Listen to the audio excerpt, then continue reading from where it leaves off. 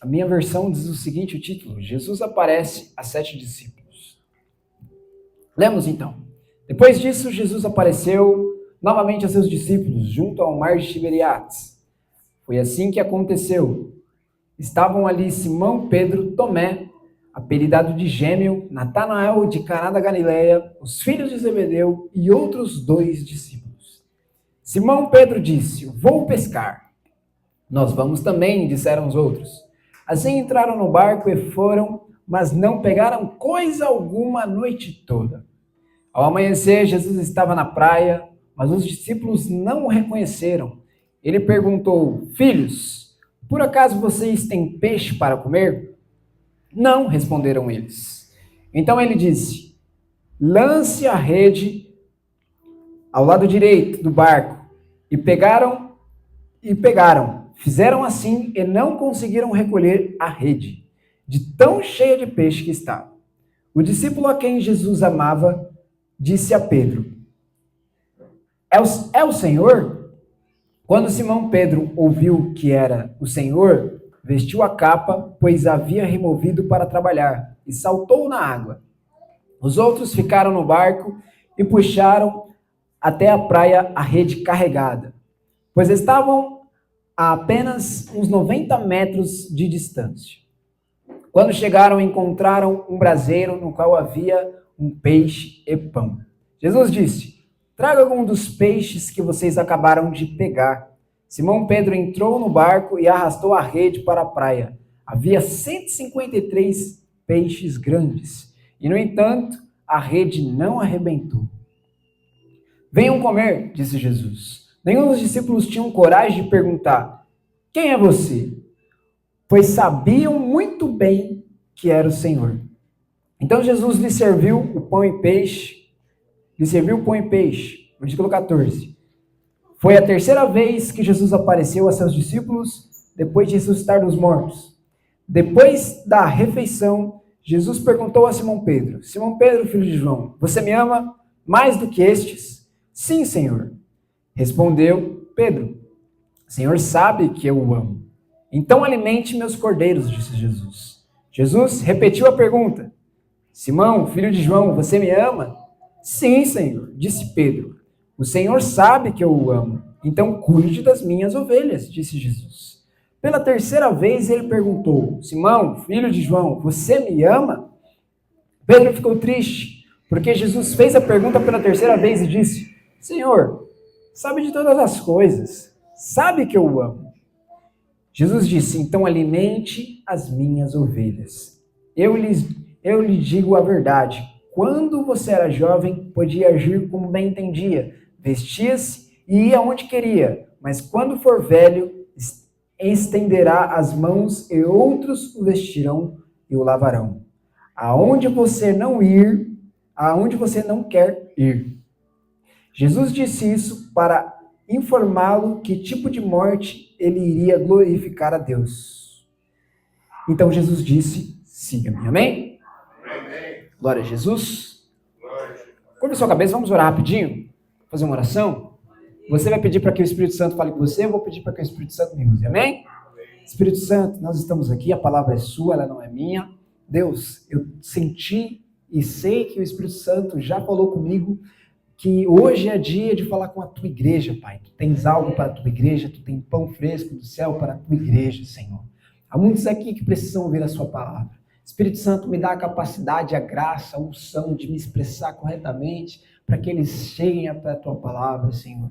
Me dá a graça de ser um canal de bênção para os seus filhos. Abre a mente e os olhos espirituais agora em nome de Jesus. Tira todas as travas, Senhor Jesus, que faz os seus filhos não entenderem. Tira as distrações, dá foco, Senhor, para que eles ouçam a palavra e pratiquem em nome de Jesus. Amém.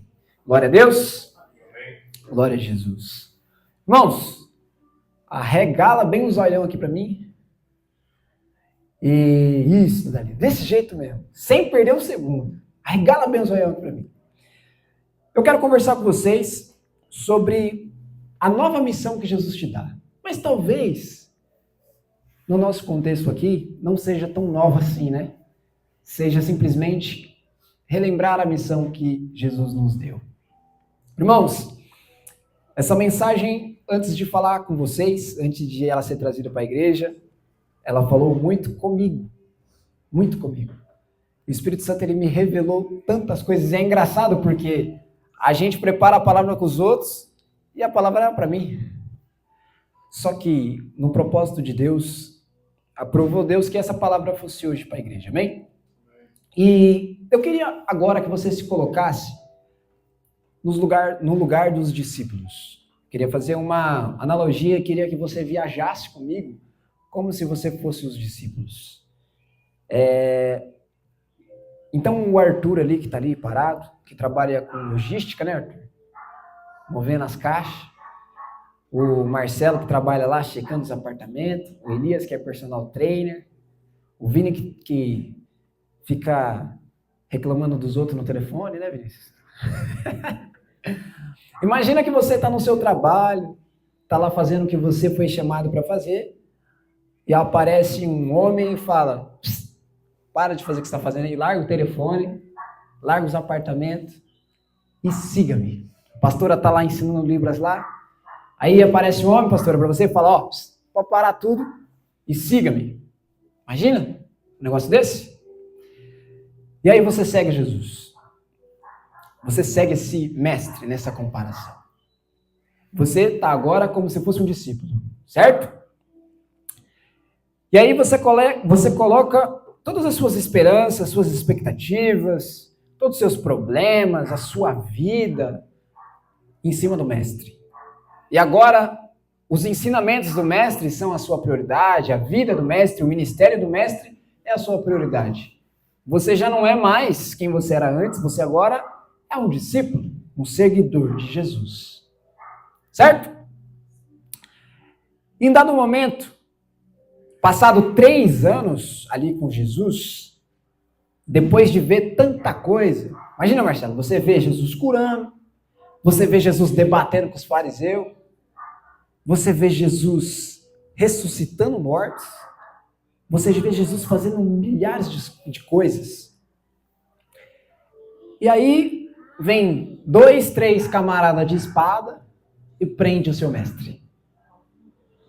E depois de prender, eles zombam do seu mestre, eles prendem o seu mestre e eles matam o seu mestre. Só que o seu mestre, ele se autodenomina rei, filho de Deus. Ele se autodenomina salvador. Ele fala que ele é a verdade, que ele é o caminho, que ele é a vida, mas aí ele morre. E se fosse você no lugar dos discípulos, como ficaria a sua cabeça? Se você olhasse para Pedro naquela época, ia ter um ponto de interrogação assim, desse tamanho, gigante.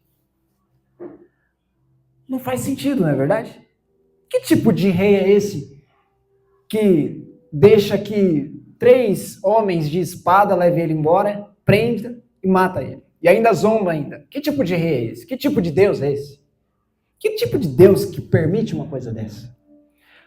Assim eram os discípulos. Era esse o sentimento. A palavra diz assim, em Marcos, capítulo 16, verso 10, se eu não me engano, que quando Maria Madalena vai contar para eles que Jesus estava vivo, eles estavam lamentando e chorando. Por que eles estavam tristes? Porque o sentimento era esse. Era um sentimento de desilusão.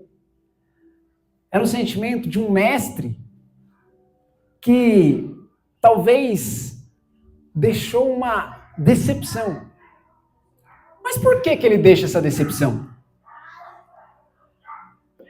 Ele deixa essa decepção porque os discípulos não entendiam o que Jesus estava fazendo. O negócio é tão grave, tão sério, que os discípulos, no caminho de Emaús, caminho de Damasco e Emaús, um dos dois, os discípulos estão lá no caminho, Jesus aparece para eles, e Jesus fala com eles. E Jesus, para fazer eles entender o porquê que ele tinha que morrer, Jesus vem lá de Isaías explicando a Bíblia até chegar no presente momento. E Não faz sentido, na verdade, é algo muito estranho. Discípulos de Jesus que andaram 3 anos com Jesus não entendiam o porquê Jesus morreu. Eles não entendiam. Irmãos, quantas vezes nós estamos ao lado do Senhor, caminhando com o Senhor, somos discípulos do Senhor. Vemos Jesus curar, vemos Jesus batizar, vemos Jesus fazer, mas nós não entendemos o que Jesus está fazendo. E às vezes você olha para essas cadeiras aqui, ó, e você vê elas vazias e te bate a falsa decepção. Mas às vezes é porque nós não entendemos a palavra. Amém? Existem segredos, existem revelações da palavra que nós não entendemos. E a gente acaba entrando num pensamento, entrando numa linha de raciocínio que é mais sobre o que nós queremos, sobre o que nós pensamos. E Jesus, ele não trabalha na nossa frequência, ele não trabalha no mesmo nível que a gente, no mesmo pensamento. O plano dele é sempre maior, é sempre melhor, é sempre perfeito. Jesus, ele não trabalha com aquilo que nós queremos. O Vinícius, quando pregou, há certo tempo atrás, ele falava que os discípulos esperavam o quê? Um rei político. Por que Judas traz Jesus? Judas esperava um rei político. Esperava um presidente, esperava o Elon Musk, esperava lá o Trump, o Bolsonaro, salvador da pátria. Mas Jesus, ele não veio trazer um reino físico. Jesus, ele veio trazer um reino espiritual. E aí eu deixo a pergunta para você. O que de espiritual que não está claro para você hoje? O que de espiritual que Jesus está fazendo que não está claro, que não está óbvio? Irmãos, os discípulos, eles se sentiram sozinhos, eles se sentiram sem o seu mestre. Perderam o seu mestre, perderam a sua referência, perderam aquela pessoa que tinha todas as respostas. Às vezes nós nos sentimos assim também. Por que não? Jesus, por que a igreja está vazia? Jesus, por que fulano é daquele jeito? Por que ciclano é daquele jeito? A sensação que a gente tem é que o mestre não está do lado para responder. A sensação que a gente tem é que Jesus não está do lado para responder. É como se a gente perguntasse e ele não estivesse lá. E aí acontece um erro muito complicado, e é esse erro que vai definir toda a nossa mensagem daqui para frente. E eu queria que você prestasse muita atenção nisso. Esse erro de não compreender o que Jesus está fazendo, de não entender, ele causa algo em você que é uma crise de identidade. Como assim uma crise de identidade? Em um momento você tem convicção de quem você é, porque o mestre está aqui falando, você é meu discípulo, você é Pedro, eu te chamei. Pedro, ele liderava os discípulos. Ele tomava frente, ele era corajoso, ele era o primeiro a chegar. Quando os soldados vêm pegar Jesus, o que Pedro faz? Saca a espada e já fala, vocês não vão levar não. Convicto, presente. Pedro, ele puxava, ele era quem chegava primeiro, personalidade. Só que quando Jesus morre, essa pessoa some. Volta um pouquinho de como era você no começo do Evangelho, ou talvez em algum momento na igreja, ou talvez em algum momento nessa congregação que nós estamos. Às vezes a gente começa com tudo, começa com velocidade, começa com força, aí vai acontecendo algumas coisas e é como se Jesus tivesse morrido, é como se o mestre tivesse se afastado de você. E aí parece que a gente faz o quê? Retrocede. Volta a viver a nossa vida antiga. Qual que era a vida antiga de Pedro? Ele era pescador, não era verdade? Então imagina lá que a pastora Lúcia, que já tinha ido com o mestre, o Marcelo, que já tinha largado os apartamentos, volta todo xoxo, capenga, como diz a Bia, xoxo, capenga, com o rabinho entre as pernas. Vou voltar para os apartamentos, vou voltar para Libras, vou voltar a pescar. Vou voltar. Vou voltar para a minha velha vida.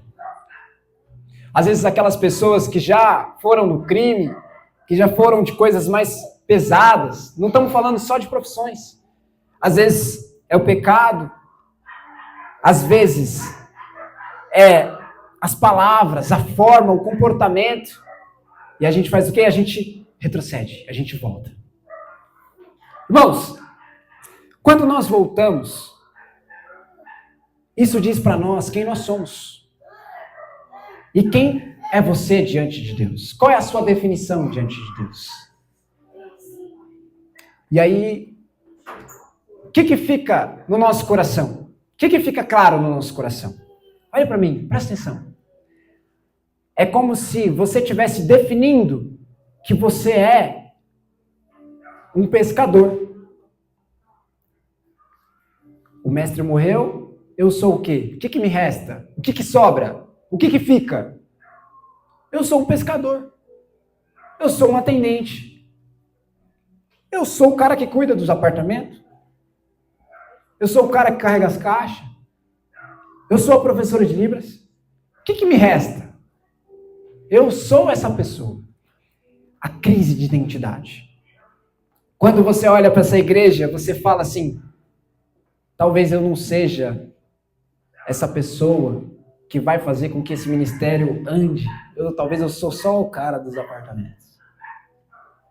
A gente começa a nos resumir aquilo que nós fazemos. E nós não somos aquilo que nós fazemos. Nós somos aquilo que Deus diz que nós somos. Amém? Nós não somos onde nós estamos. Nós não somos o que nós fazemos. Nós não somos a nossa profissão. Nós não somos o que nós temos. Nós somos o que Deus diz que nós somos. Pedro, ele volta para sua vida antiga e ele perde a identidade de discípulo. Ele perde a identidade de filho de Deus. Ele perde a identidade de pescador de homens. Hoje nós estamos nos dias dos pais, não é verdade? E eu queria te dar uma ótima notícia. Deus, ele quer recuperar a sua identidade. Quando você olha para essas cadeiras vazias, o que você tem que entender é: eu sou filho de Deus. Eu sou cordeiro de Jesus. O dia que Jesus vier para reinar nessa terra, você vai reinar também.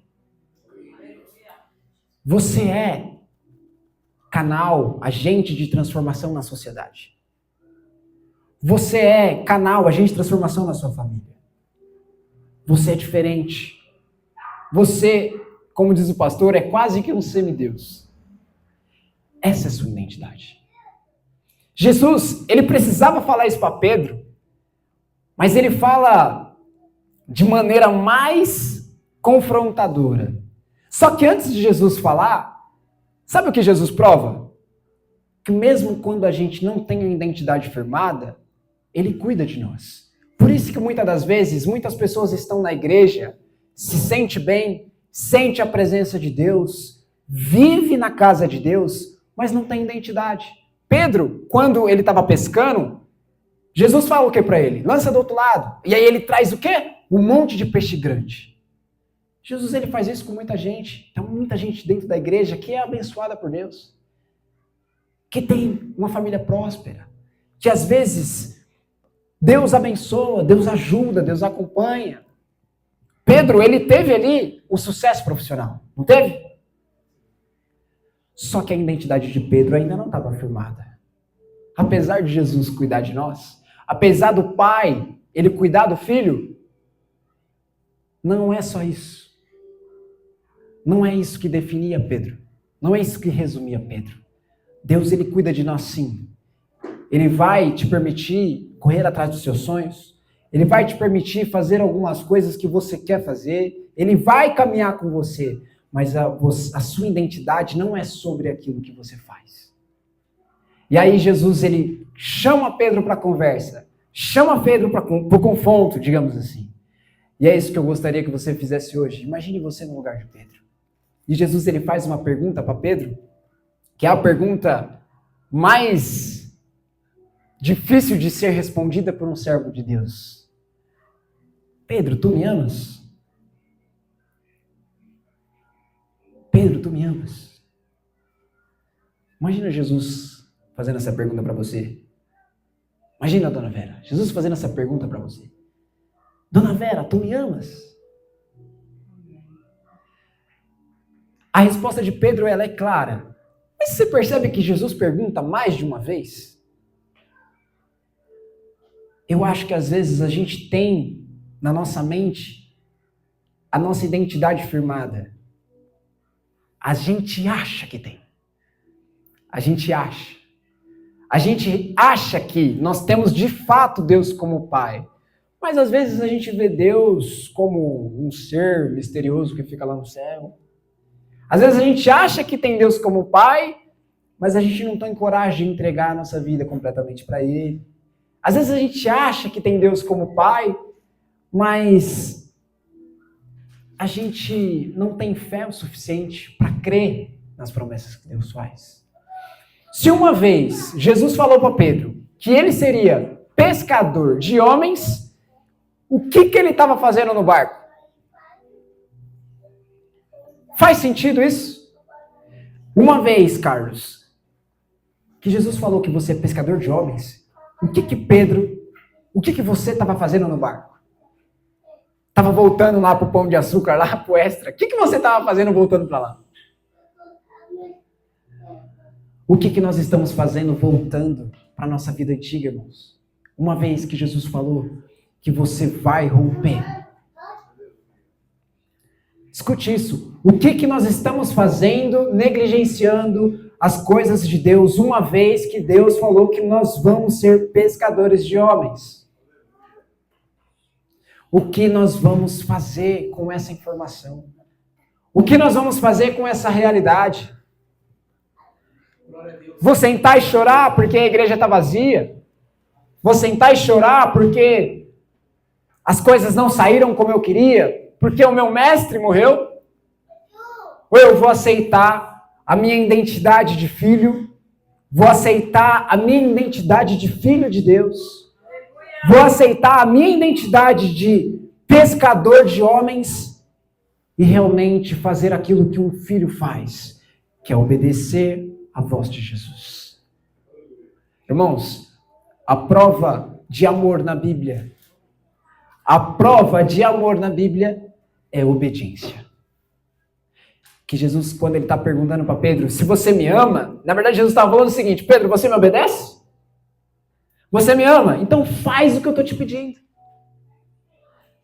Faz o que eu estou te pedindo. Se você me ama, faz o que eu estou te pedindo. O que Jesus tem te pedido? O que Jesus tem te falado? Eu tenho certeza que muitos de vocês aqui já tiveram palavras, revelações, promessas de Deus, visões. O Senhor disse para você: você é assim, você vai ser assim, você vai ser assado, você vai fazer isso, você vai ser um pregador, você vai ser um profeta, você vai ser cheio do Espírito Santo. Uma promessa que nós negligenciamos e hoje Jesus nos lembra. Amém? E sabe o que ele fala para você? Apacente as minhas ovelhas, faça o que eu estou te pedindo. Faça o que eu estou te pedindo, vá para o lugar que eu te coloquei, volte para o lugar onde eu te coloquei. Jesus, ele quer restaurar a nossa identidade, amém? Irmãos, independente da nossa relação paterna, a nossa maior identidade é de Deus sendo nosso Pai. E ao mesmo tempo que Deus cuida, Deus ele exige, ele pede obediência. Ele pede isso. Jesus ele fala assim que aquele que faz a vontade dele, ou aquele que faz a vontade do meu Pai, é aquele que de fato me ama. Aquele que faz a vontade do meu Pai é aquele que de fato me ama. O Pai, ele é aquele que cuida, mas é aquele que exige obediência. Amém? Comece a relembrar os propósitos de Deus para você. Comece a relembrar aquilo que Deus te entregou. Irmãos, nós não vamos desistir desse lugar. Nós não vamos parar. Porque nós sabemos quem nós somos. Não é as pessoas que definem, não são as cadeiras que definem. Nós sabemos quem nós somos. Se Deus nos colocou aqui, se nós estamos aqui, nós vamos até Deus dizer que nós não vamos mais ficar aqui. Amém? Nós somos o que Deus diz que nós somos. Jesus deu uma nova missão para Pedro, que foi apacentar ovelhas. E hoje Jesus te dá uma nova missão. E talvez nem seja uma nova missão, seja simplesmente a missão que você sempre teve. Então continue fazendo aquilo que Jesus te chamou para fazer. Permaneça no caminho que Jesus te colocou. Amém?